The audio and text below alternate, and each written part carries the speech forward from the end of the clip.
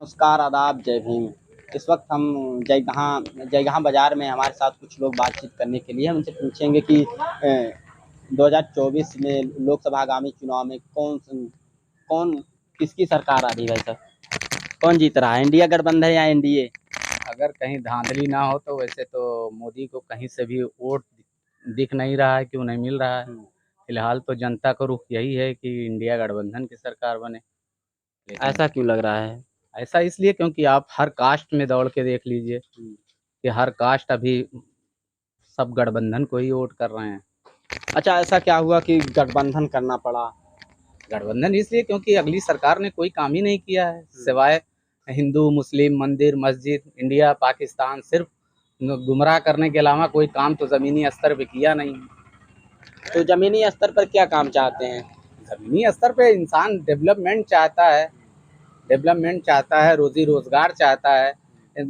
Paper leak हो रहा है, खाली पेपर लीक हो रहा है, किसी को नौकरी नहीं मिल रही है, कुछ मिल नहीं रहा है। आज 23 तारीख है, परसों चुनाव होने वाला, तो आप किस मुद्दे पे वोट करेंगे? हम तो यही मुद्दे पे करेंगे, लोगों को रोजगार मिले, डेवलपमेंट हो, लोगों में तफरका ना पैदा हो, सब आपस में मिलजुल के रहें, भाई भाई जैसे पहले बन के रहते थे। 2014 के आने के बाद सिर्फ मुद्दा उठने लगा, हिंदू मुसलमान ये सब उठने लगा, वरना तो सब मिल के ही रहते थे। और अभी भी गांव में तो सब एक ही जैसे रह रहे हैं, बस टीवी पे बस लड़ाई हो रही है। अभी जब स्टार्टिंग हुआ था भाजपा का 2014 से पहले, तो उनके मुद्दे हुआ करते थे कि नौकरी, रोजगार, भ्रष्टाचार मिटाओ, तो अब क्या हुआ कि आप लोग बदल रहे हैं? हम लोग थोड़ी ना बदल रहे हैं, गवर्नमेंट बदल रही है। उनका ये कहना था कि बहुत हुई अच्छा, महंगाई वो की जो मार। वादे किए थे 15 लाख सस्ता पेट्रोल और जो भी था महंगाई के खिलाफ, उस पे खरे उतरे हैं कि नहीं? बिल्कुल, आप खुद ही देख रहे हैं कि बिल्कुल खरे नहीं उतरे ना। 15 लाख वो तो खुद अमित शाह ने एक टीवी चैनल पे बैठ के बोल दिया, तो ये तो एक चुनावी जुमला है।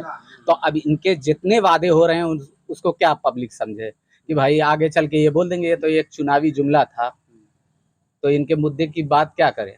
इसीलिए लोग चाह रहे हैं कि भाई इनकी सरकार बदलो, क्योंकि ये झूठों की सरकार है, मुद्दों पे ये लड़ ही नहीं रहे हैं।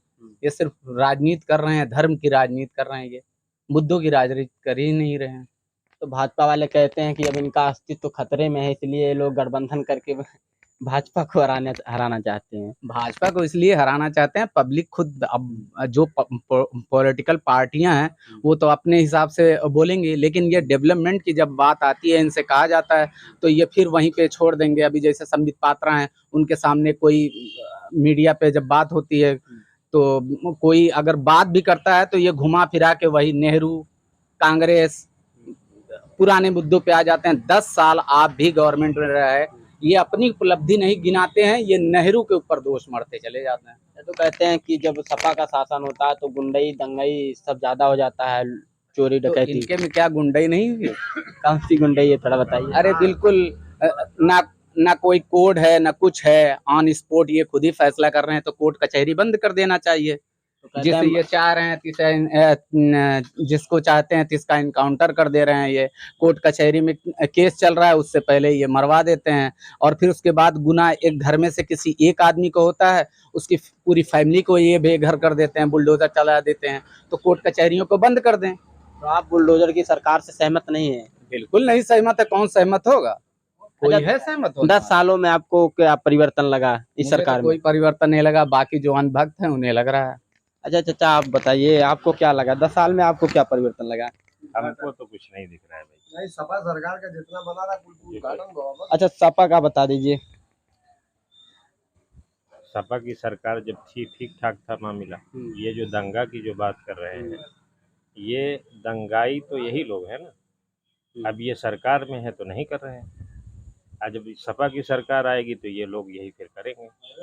तो कहते हैं जब सपा का शासन चलता है तो मुसलमान और यादव का दंगा ज्यादा हो जाता है, ऐसा सुनने में आया। हम उनका भी बाइट करते हैं तो पता लगता है। पॉलिटिशियन लोग यही सब करते हैं, यही सब कहते हैं ताकि जो है वोट को मुसलमान के हक की बात करती है तो वो पूरा ढकेल देते हैं, चाहे मायावती जी बात करें, चाहे सपा बात करे, चाहे कोई भी बात करे, वो बिल्कुल उसको एक राइट में मोड़ देते हैं कि ये मतलब कि मुसलमानों के पक्षधर हैं, हिंदुओं के नहीं है। उसे मतलब देश विरोधी ये कहना चालू कर देते हैं।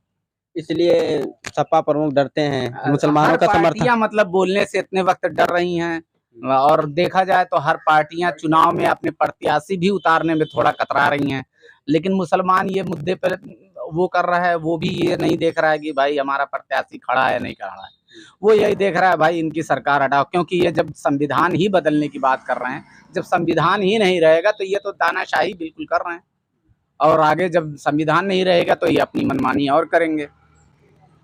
तो आपको लगता है कि 400 पार आने से संविधान बदल जाएगा? 400 पार ला सकते हैं? ऐसा है 400 पार क्या, ये आपकी 300 भी पार नहीं हो रहे हैं, लेकिन ये है कि मामला टक्कर का है। किससे टक्कर का है? बसपा अकेले चुनाव लड़ रही है, सपा गठबंधन से लड़ रही है, बसपा की अगर बात एनडीए की जाए तो बसपा की कोई यूपी में जितनी सीटों पे लड़ रहे हैं, मायावती जी को इतने वक्त भी एक दफा इन्हें गठबंधन में होना चाहिए था। तो गठबंधन वालों ने नहीं लिया तो फिर क्या करें? नहीं, अब वहाँ पार्टी में क्या बातें हुई, यहाँ आवाम के बीच में तो यही चल रहा है कि मायावती ने खुद दूरी बना के रखी।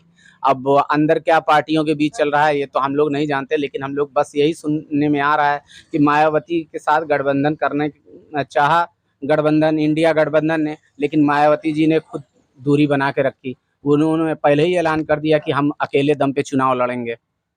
तो मतलब ऐसा कोई स्टेटमेंट नहीं आया जिसमें उनको बुलाया गया हो कि इंडिया गठबंधन में आए, वो हमारे साथ मिलकर चुनाव लड़े? नहीं, ऐसा तो कुछ नहीं, क्योंकि ये सारी गठबंधन पार्टियों को यही नीतीश कुमार जब तक थे गठबंधन के साथ थे, ये घूम घूम के सारी पार्टियों से कांटेक्ट किए और बुलाए, लास्ट टाइम में खुद भाग गए बीजेपी में। चलिए ठीक है चाचा। और